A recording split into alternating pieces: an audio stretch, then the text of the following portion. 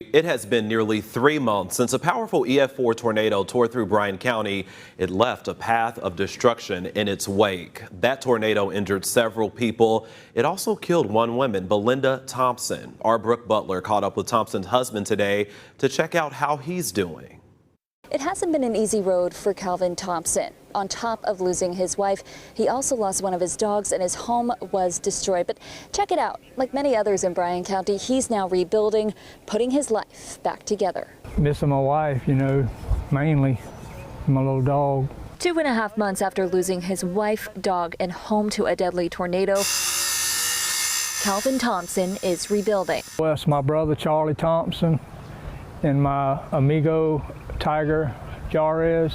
They're my two men. We'll probably build this house most likely. Thompson works in the stucco business, so building a home comes easily to him. You got a building instinct, about it. I got all the friends in the world to tell me right from wrong, Thompson admits at first he thought about relocating given the tragedy that unfolded here, but the outpouring of support from his neighbors changed his mind.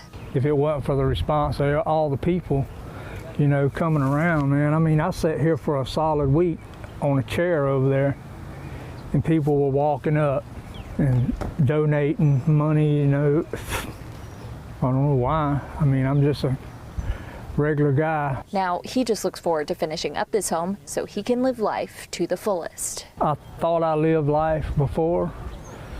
I'm gonna live it for real this time, because you don't ever know. Today might be your last day. Now, one thing that tornado could not destroy was this garden created by Thompson's wife, Belinda. You can see all kinds of flowers are now blooming here, a reminder of the beauty she brought into this world. Reporting in Alabama, I'm Brooke Butler, WJCL 22 News.